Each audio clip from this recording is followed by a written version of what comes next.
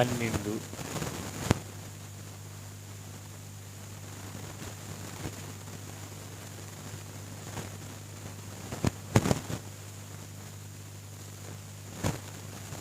ఆది కాండము 32వ అధ్యాయము 12వ వచనం, పేజీ నెంబరు 27. చదవగా విందాం.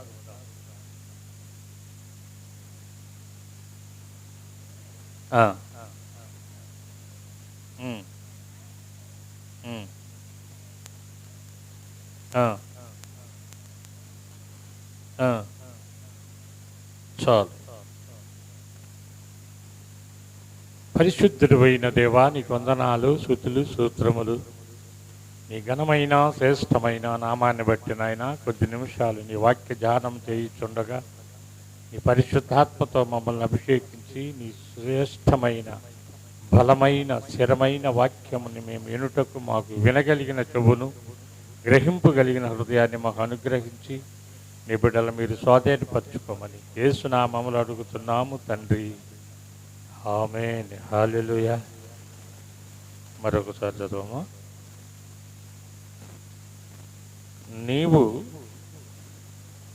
నేను నీకు తోడై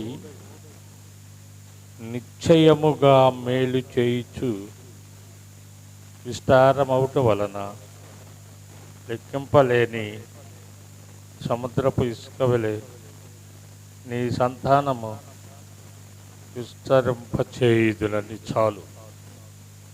ఇక్కడ మన అంశం ఏమిటి అంటే మేలు చేయుట. అందరూ చెప్పండి, మేలు చేయాలి. దేవుడు మనకి మేలు చేశాడు, మనము కూడా మనకి చేత అయినంత వరకు మేలు చేయాలి, కానీ కీడు చేయకూడదు. ఆదరించాలేవని వారిని విస్మరించకూడదు అని చలవిస్తుంది. మన దేవుడు మేలు చేసేవాడు. అబ్రహాముతో అంటూ ఉన్నాడు, నీ సంతానాన్ని ఏం చేస్తాడంట? ఆశీర్వదిస్తానంటున్నాడు. ఇసుక రేణు వల్లే, ఇసుకని ఎవరైనా లెక్క పెడతారా? లెక్క పెడతాం. మేము ఆకాశం వైపు చూస్తూ ఎండాకాల సీజన్లో బయట పనుకుని ఆకాశం వైపు చూస్తే ఆ నక్షత్రాలు, చుక్కలు, నక్షత్రములు అని వాటిని లెక్క పెట్టాలనుకునేవారు కొందరు, కానీ లెక్కకి అందవు. ఇసుక కూడా లెక్కకి అందదు. అట్టి సంతానముగా నిన్ను చేస్తాను అని, నీకు మేలు చేస్తాను అని జీవాధిపతి అయిన యెహోవా దేవుడు ఏం చేస్తున్నాడు? వాగ్దానం. హల్లెలూయా. ఆయన నమ్మితే నిన్ను ఆశీర్వదిస్తాడు, ఆయనతో ఉంటే నిన్ను దీవిస్తాడు, ఆయన కలిసి ఉంటే ప్రతిదీ నీకు తెలియపరుచుతాడు. హల్లెలూయా. అబ్రహాముకి ఎలా తెలియపరిచాడో నీకు కూడా అలాగే తెలియపరుచుతాడు. ఆది అపోస్తులకి ఎలా తెలియపరిచాడో నీకు కూడా అలాగే తెలియపరుచుతాడు. ఆనాటి మానవులు ఈ 12 మంది ఎలా చనిపోయారో మేలుతో చనిపోలా, పరిశుద్ధాత్మని పొందుకుని అర్ధసాక్షులైపోయి ఈ జీవగ్రంథంలో లెక్కించబడి దేవుని దగ్గర విశ్రాంతి పొందుతూ ఉన్నారు.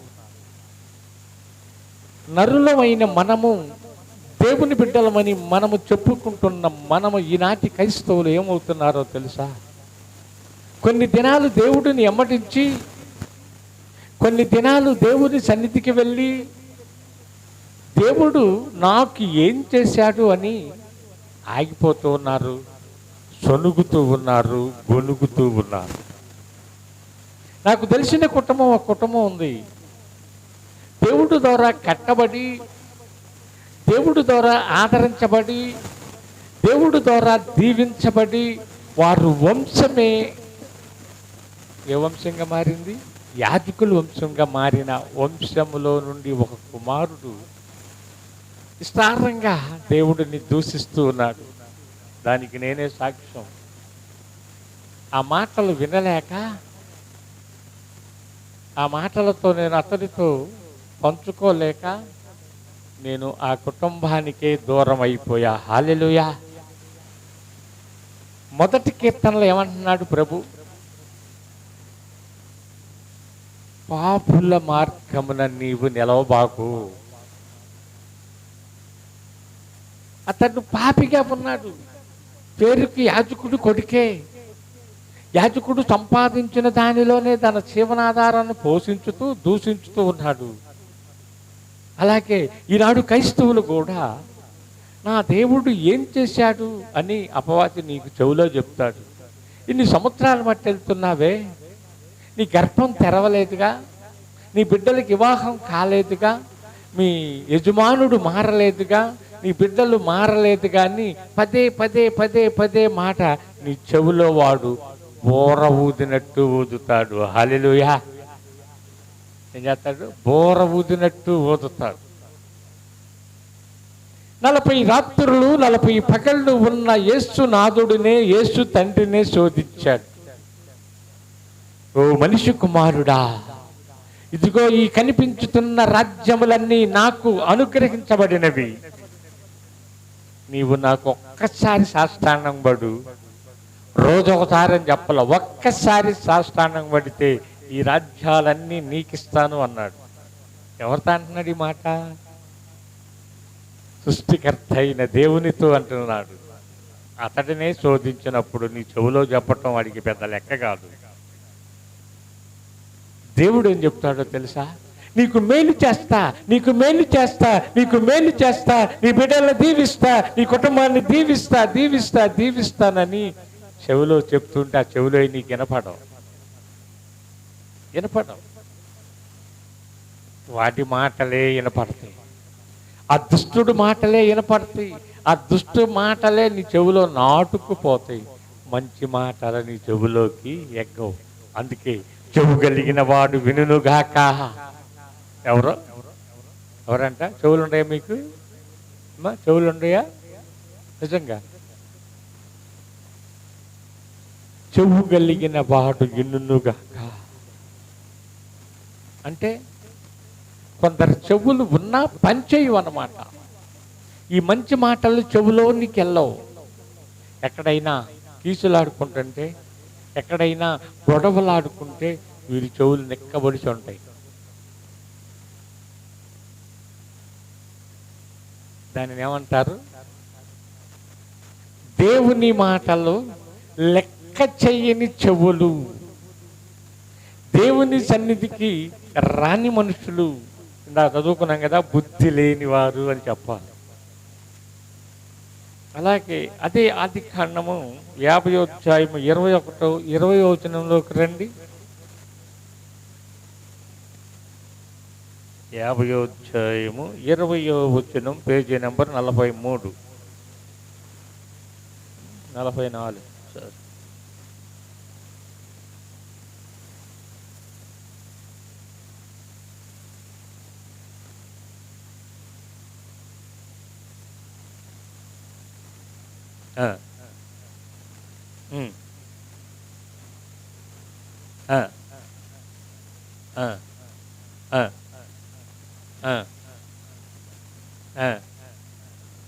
హల్లెలూయా.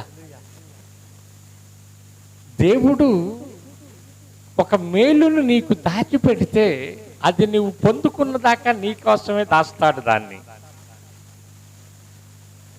మీరు తెస్తారు కానుకలు, మీ కృతజ్ఞత అర్పణలు మీరు వద్దిళ్ళ కొలిది తెచ్చినా మీ చెయ్యి కానుకలు పెట్టుకోవడానికి వచ్చే తల్లికి కొరచైపోయింది. దేవునికి ఇవ్వబోయే తల్లికి కొరచైపోతుంది. దేవుడు మీకు మేలు చేసింది, మీకు ఒక దీవెనను దాచింది, తెచ్చింది, వెనక్కి తీసుకెళ్ళడు. లేకపోతే ఆయన మరొకరికి ఇవ్వరు, నీకే. నిన్నే నిన్నే నే కొలుసునయ్యా, నీవే నీవే నా రాజు అయ్యా. యేసయ్యా యేసయ్యా యేసయ్యా. ఆయనను కొలవాలి, ఆయనను గణపరచాలి, ఆయనను మహిమపరచాలి. అప్పుడే సియోనులో నుండి నిన్ను దీవిస్తాడు. ఓ నా కుమారుడా, ఓ నా కుమార్తె అని ఆయన దీవిస్తాడు. దీవెనలో ఆయన కుడి హస్తములో ఉన్నాయి. అందుకే కుడివైపునున్న దొంగవాడిని ఎలా దీవించాడు? నేడే నాతో పరదేశంలో ఉండు అన్నాడు. నీవు కూడా ఈ పరిశుద్ధ దినాన, ఈ సంపూర్ణ దినాన, ఈ పరిశుద్ధమైన మాటలు వినే సమయకాలంలో నీవు ఆయన సన్నిధికి వస్తే నిన్ను దీవిస్తాడు. ఎత్తడు, దీవిస్తాడు. ఎలా దీవిస్తాడు? నీ పిల్లలను, నీ మేకలను, నీ కలిగినవన్నీ నువ్వు బయటికి వెళ్తే దీవించబడతావు, పొలంలోకి వెళ్తే దీవించబడతావు, ఇంట్లోకి వస్తే దీవించబడతావు, వీధిలోకి వెళ్తే దీవించబడతావు. నీ వ్యాపారంలో, నీ ఉద్యోగంలో, నీ చేతి పనులు సమస్తములో ఆయన దీవెన. హల్లెలూయా.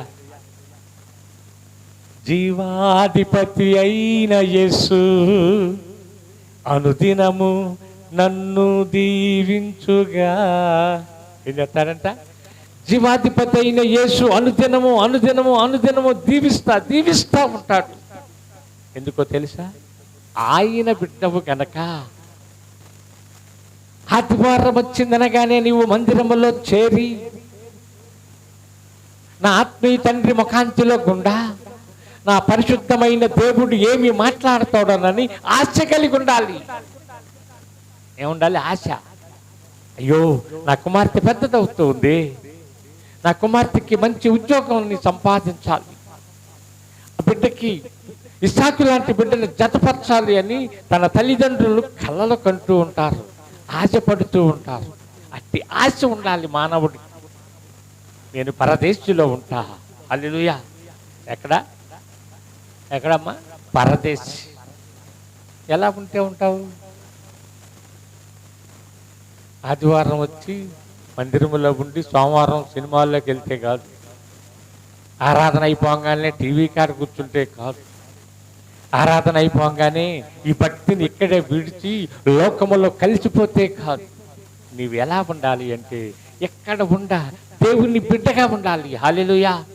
ఈ బిడ్డ టీవీ చూడదు, ఈ బిడ్డ సినిమా చూడదు, ఈ బిడ్డ నోరు తెరదు, ఆమె పరిశుద్ధురాలు అనే సాక్ష్యాన్ని బయట పొందుకోవాలి. ఇక్కడ కాదు. ఇక్కడ తాగుబోతాడు వచ్చినా చక్కగానే కూర్చుంటాడు, తిరిగిపోతాడు వచ్చినా చక్కగానే ఉంటాడు. ఎందుకంటే వాటిలో ఒక భయం ఉంది. ఇది పరిశుద్ధ స్థలం, ఈ గుంపు పరిశుద్ధ గుంపు అని ఒక భయం ఉంది. నీకు కూడా బయటికి వెళ్తే నా నోటి నుండి వచ్చే మాట నా తండ్రి వింటున్నాడు, చూస్తున్నాడు అని భయం ఉండాలి. అప్పుడు నువ్వు ఎలా ఉంటావు అంటే, ఆనాడు ఐగుప్తులో పాపం చేయటానికి అవకాశం ఉన్నా నా దేవుడు చూస్తూ ఉన్నాడని ఆ యేసోబు ఎలా పారిపోయాడో అలా పారిపోతావు. అట్టివాడే కాబట్టి అతడికి ఎంతో మేలు చేశాడు దేవుడు. హల్లెలూయా. అందరూ అన్యాయం చేశారా? అందరూ మోసగించారా? తన సహోదరులే గోతులు పడవేశారు, తన సహోదరులే ఐగుప్తులకు అమ్మేవేశారు. ఐగుప్తులో బానిసగా పనిచేస్తూ ఉన్న ఆ రాజు భార్య ఇసుకపు మాటలు చెప్పి తన యజమానుడు మనసును ఒప్పించి అతడిని చెరసాలలో వేపించింది. సృష్టికర్త అయిన దేవుడు చూస్తూ ఉన్నాడు గనక అతడి నీతిని, అతడి సాక్ష్యాన్ని, అతడి నిజ రూపాన్ని చూశాడు. అయినను అతను ఏం చేశాడు? అదే దేశాన్ని ఎక్కడైతే నిందల పాలు కలిగాడో, ఎక్కడైతే అవమానం పొందాడో, అక్కడే ఆ దేశానికి ఒక రాజైన సింహాసనం మీద కూర్చోబెట్టాడు. చప్పట్లు కొట్టి దేవుడిని మహిమపరచు, చప్పట్లు కొట్టి దేవుడిని మహిమపరచు. నిన్ను కూడా ఎక్కడో ఒక ఉన్నతమైన స్థితిలో కూర్చోబెట్టాలని చూస్తున్నాడేమో దేవుడు. ఆలోచించుకో కుమారుడా, ఓ నా కుమార్తె, నిన్ను ఆ యేసోబుని కూర్చోబెట్టినట్టుగా ఒక ఉన్నతమైన స్థానాన్ని నీకు కల్పించబోతున్నాడేమో. ఆలోచించుకో. ఒక మేలు చేస్తాడు నా తండ్రి, నాకు ఒక మేలు చేస్తాడు. ఈ 2024లో ఒక ఉద్యోగాన్ని నాకు ఇస్తాడు. నా వ్యాపారముని 30దంతులుగా 60దంతులుగా 100దంతులుగా దీవిస్తాడు అనే ఒక దృఢ నమ్మకం ఉండాలి. నా చేతి పనిని దీవిస్తాడు, నా కుటుంబాన్ని దీవిస్తాడు. ఇక నుంచి నా కుటుంబం ఎలా ఉంటుందంటే సంతోషముగా. సంతోషమే సమాధానము నీకు కావాలా, సినిమాకెళ్ళద్దు, నేడే నీవు యేసు వద్దకు రా. ఇంట్లో సాతాన్ని వదిలేసి, బయట సినిమాని వదిలేసి, ముసలమ్మ కబుర్లు వదిలేసి దేవుని సన్నిధికి వస్తే ఆ సంతోషం, ఆ ఆనందం అనుభవిస్తావు. ఎక్కడుంది సంతోషం అంటే 33వ కీర్తన 1వ వచనంలో అంటాడు, యెహోవా దగ్గరే నీతిమంతులారా, యెహోవా దగ్గర ఆశీర్వదించబడండి, సంతోషించండి, ఆనందించండి. భక్తుడైన దావీదు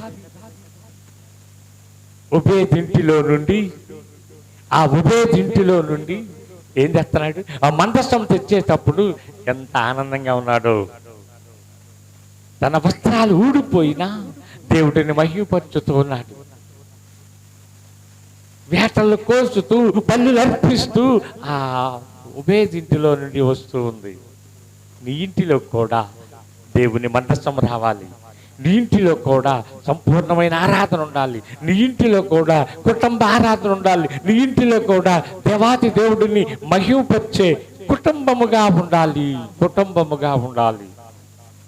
ఇంట్లో నలుగురు ఉంటే మీ నలుగురు కలిసి ఏం చేయాలి? ఏం చేయాలమ్మా? ఏం చేయాలి? ప్రార్థన. మీ నలుగురు ఎవరి కోసం ప్రార్థన చేయాలి? మీ తల్లిదండ్రుల కోసము, మీ స్నేహితుల కోసము, మీ వ్యాపారాల కోసము, మీ ఉద్యోగాల కోసము, మీ ఇరుగు పొరుగు వారి కోసం చేయకపోయినా మీ కుటుంబం వరకన్నా చేసుకోవాలి. పొద్దుగూకులు పనిచేసి వస్తున్నాం, ఏం చేస్తామని అంటారా? ఆ పనికి బలాన్ని ఇచ్చింది ఎవరు? నీ దేవుడేగా. ఆ పనిని కల్పించింది ఎవరు? నీ దేవుడేగా. తప్పిపోయిన కుమారుడు తన ఆస్తిని కూడగట్టుకుని పోగొట్టుకుని కరువుల్లో ఉండటానికి కరువు తెప్పించింది ఎవరు? దేవుడే.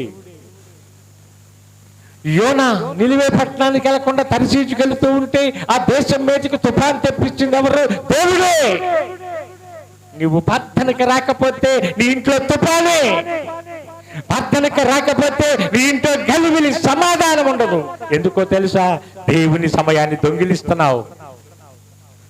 దేవుని సమయాన్ని దొంగిలిస్తున్నావు గనక దేవుడు ఎన్నాళ్ళని ఊరుకుంటాడు, ఎన్నాళ్ళని ఊరుకుంటాడు. అందుకే ఒక సమయకాలం రాబోతూ ఉంది. మధ్యుడు ఆగిపోయింది. సమయకాలం రాబోతూ ఉంది గనక నీవు గమనించి తెలివిగా మసులుకో, తెలివిగా మసులుకో. ఆ తెలివి నిన్ను పరిశుద్ధానికి నడిపించింది. భక్తుడైన సొలొమోను ఒక మంచి గొప్ప తీర్పు తీర్పుస్తాడు ఒక దినాన. ఒక తల్లికి ఇద్దరు తల్లులకి ఇద్దరు బిడ్డలు. 2 రాజుల గ్రంథంలో చూస్తాం. ఆ ప్రాంతమంతా కరువు రాగా ఒకరి బిడ్డని ఒకరు ఆరగించుకుని ఒకరి బిడ్డని ఒకరు వారే భుజించారు. ఈ రోజున నీ బిడ్డ, రేపు నా బిడ్డ అన్నారు అని మొదటి బిడ్డని వధించుకుని మరొక బిడ్డని వధించకపోతే ఆ బిడ్డలో ఒప్పుకోక అది పెద్ద రచ్చ అయిపోయింది, పెద్ద గొడవ అయిపోయి భక్తుడైన రాజైన సొలొమోను దగ్గరికి వచ్చింది తీర్పుకి. ఈ బిడ్డ నా బిడ్డ అంటే నా బిడ్డ, నా బిడ్డ అంటే నా బిడ్డ అని ఇద్దరు అంటూ ఉన్నారు. అప్పుడు యెహోవా ఇచ్చిన జ్ఞానముతో సొలొమోను ఏం చేశాడో తెలుసా? ఒక కత్తిని తెప్పించాడు. కత్తిని తెప్పించి ఆ కత్తి చేత పిల్లవాడి మీద 2 ముక్కలు చేసి చెరొక ముక్కని ఇస్తానంటున్నాడు. ఎందుకంటున్నాడు?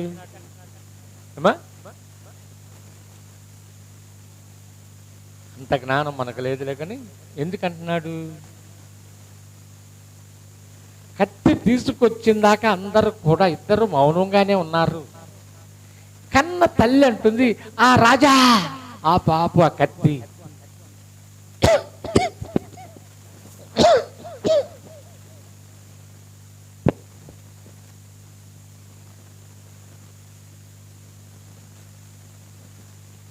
ఆ బాబు రాజా, నాకొద్దయ్యా బిడ్డ, నమస్కరించి 2 చేతులు జోడించి ఆ బిడ్డని ఎక్కడైనా ఊపిరితో ఉంటే చాలయ్యా, ప్రాణంతో ఉంటే చాలయ్యా, ఆ బిడ్డ నామికే అంటున్నాడు అని దుఃఖిస్తుంది. ఆ తల్లి ఏం చేస్తుంది? ఏడుస్తుంది. మరొక తల్లి మౌనంగానే ఉంది, నటిస్తుంది. ఈ రాజు చూసి, ఈ బిడ్డ నీ బిడ్డే, ఈ బిడ్డ నీ బిడ్డే అని ఆ వద్దన్న బిడ్డనిచ్చి ఆ బిడ్డని పంపించాడు. జ్ఞానం అది, తండ్రి ఇచ్చిన జ్ఞానం.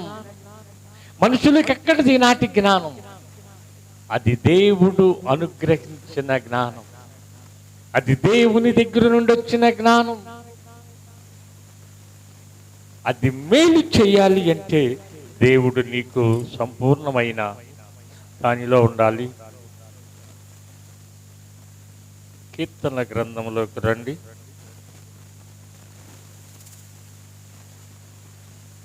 84వ కీర్తన 11వ వచనాన్ని చదవగా విందాం.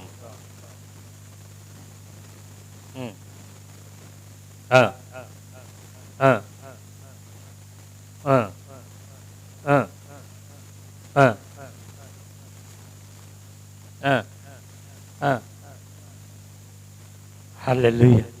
ఎవరికంట? యథార్థం. అందుకే మీరు కూడా పడతారుగా, మేలు చేయక నీవు ఉండలేవయ్యా, యేసయ్యా యేసయ్యా, మేలు చేయక ఆయన ఉండలేడు.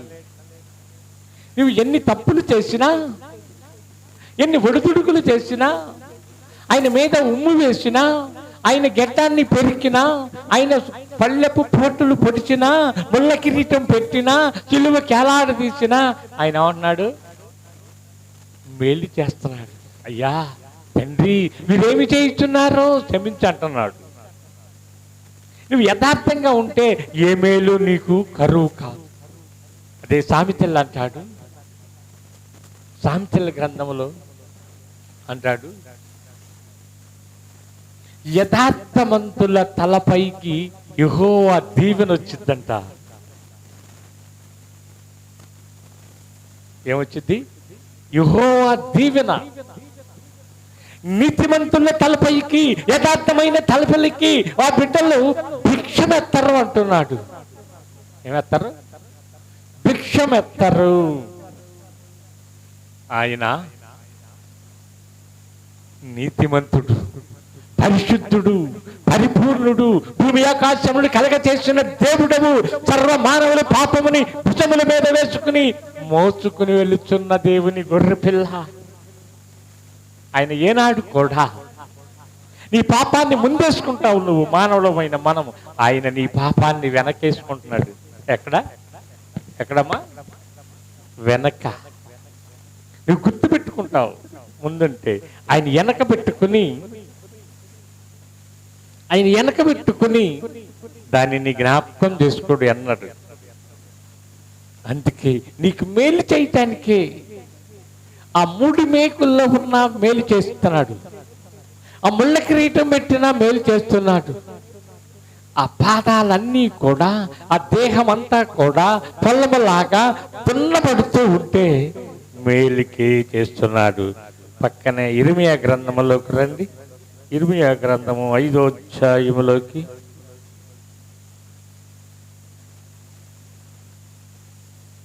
ఇర్మియా గ్రంథము 5వ అధ్యాయము 23 నుండి చదవగా విందాం.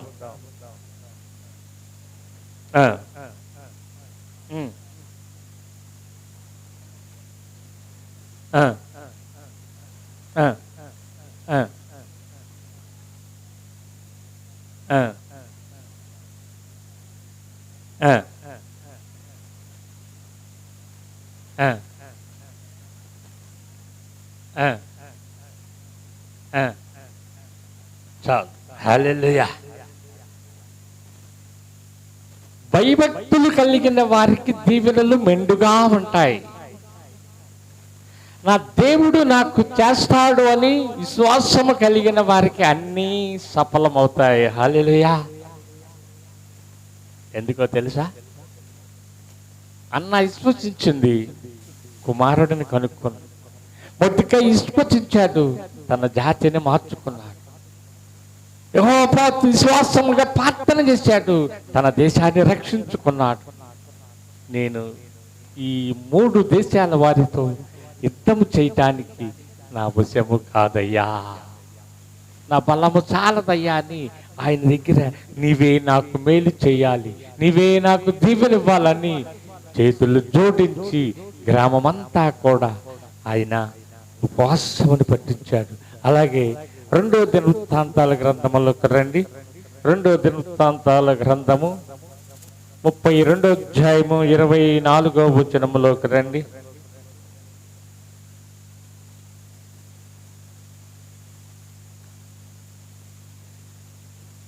రెండవ దినవృత్తాంతాల గ్రంథము 32వ అధ్యాయము 24వ వచనం చదవగా విందాం.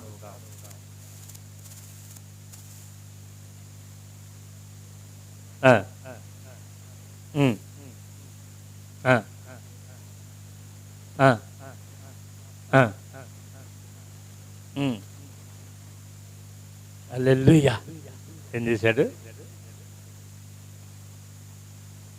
కొన్ని దినాలు మందిరానికి వచ్చి, కొన్ని దినాలు దేవుడి దీవెనలు పొందుకొని, దేవుడు నీకు పరీక్షా కాలం పెట్టాడని, లేక ఆ పరీక్షలను నువ్వు రాయలేక, ఆ పరీక్షలో నిలవలేక తప్పిపోతూ దేవుడిని శోధిస్తున్నావేమో. సరిచేసుకో సహోదరి, సహోదరుడా.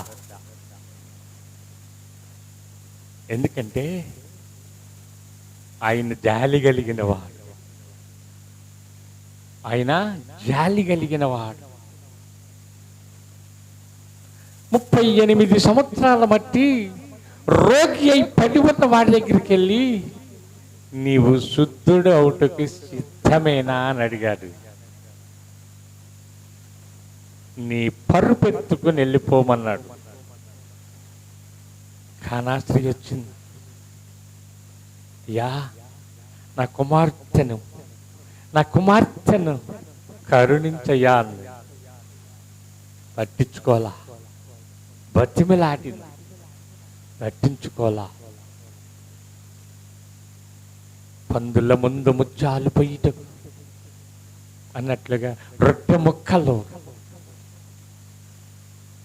పందులకు రొట్టె ముక్కలకు జోడించి అడిగినప్పుడు ఆ కానాసిని తక్కించుకుని ఆ బల్ల కింద పడిన రొట్టె ముక్కలు తినుటకు యోగ్యులమే కదయ్యా.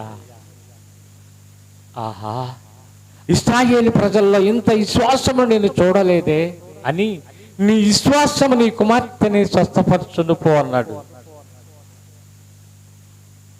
బాధపడే కుమార్తెను కరుణించమని వేదనతో కేక వేసే కానాను స్త్రీ, వేదనతో కేక వేసే కానాను స్త్రీ, గొప్పదాయ విశ్వాసం ఆమెకుందని. హల్లెలూయా. ఏంటంట, ఇశ్రాయేలు ప్రజల్లో ఇంత విశ్వాసం నేను కనుగొనలా, నీ విశ్వాసం నీ కుమార్తెని స్వస్థపరిచితు పో అన్నాడు. ఏంటంట, విశ్వాసం ఇశ్రాయేలు ప్రజలు ఎక్కడా నాకు కనిపించలా. అందుకే జీవాధిపతి అయిన యేసుని 2 రకాలుగా చూడాలి మనం. దావీదు కుమారుడా, దావీదు కుమారుడా, దాటిపోకయ్యా అనే గుడ్డివారు ఎంత దగ్గరగా కేకలు వేశారో, మందిరములో నీవు కూడా దేవుని సింహాసనం వినపడేటట్టుగా కేక వేయాలి. దావీదు కుమారుడా, ఈ పునరుద్ధాన దీవెన దయచేయి నాయన, ఈ పునరుద్ధాన ఆశీర్వాదం నాకు దయచేయి. నా కుటుంబానికి నెమ్మది లేదు, నా కుటుంబానికి సమాధానం లేదు, నా కుటుంబంలో ఒక్క దీవెనంతా లేదు ప్రభా అని నీవు దేవుని దగ్గర మొరపెట్టాలి. నువ్వు దేవుని దగ్గర అడగాలి. అడగమంటున్నాడు ఆయన మత్తయి సువార్తలో. ఏమంటున్నాడు? అడుగుడి ఇవ్వబడుతుంది అంటున్నాడు. ఏది నీకు అవసరమో తాను ఎరిగి ఉండగా మేలుకలుగా చేయుట కొరకే నీ పక్కనే ఉండెను. దాటిపోవువాడు కాదు యేసు దైవము. నీకు మేలు చేయటానికే నీ పక్కన ఉన్నాడు. నీకు ఏది అవసరమో నీకు తెలుసు. అది ఇయకుండా పాడు, చేయకుండా పాడు. ఆ గుడ్డి వారి కేకలు వేశారు. మీ శ్వాస మిమ్మల్ని బాగు చేస్తుందని వారిని బాగు చేశాడు. ఎందుకో తెలుసా? నీ విశ్వాసం ఉంటే నీకు మేలు జరిగింది. నీకు ఆయన నమ్మే విశ్వాసం కావాలి. అందుకే చివరిగా చూద్దాం,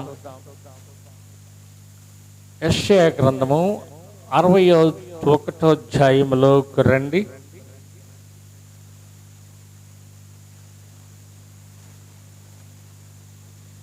యెషయా గ్రంథం 61:1.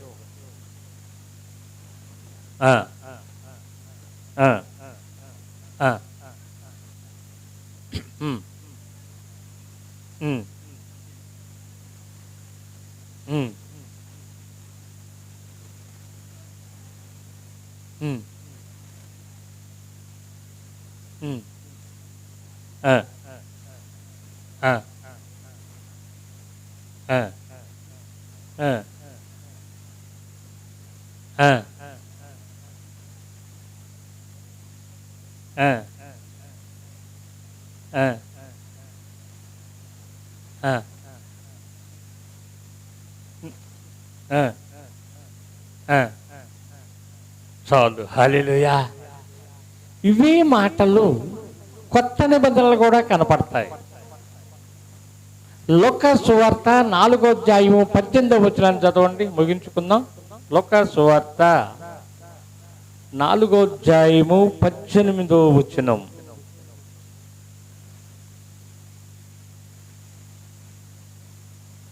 Page number 53.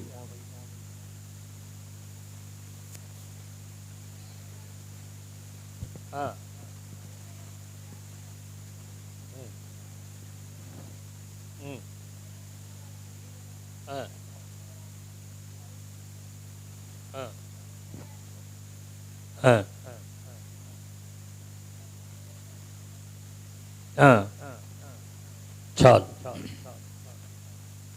యెషయా గ్రంథములో ప్రవచించాడు, లోకాగారి ద్వారా తెలియపరిచాడు.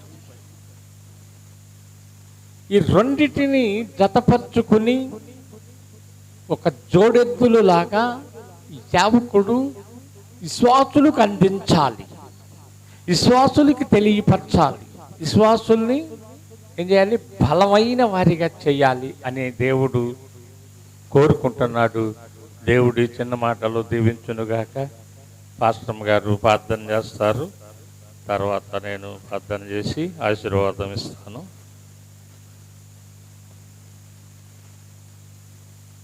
ప్రార్థన.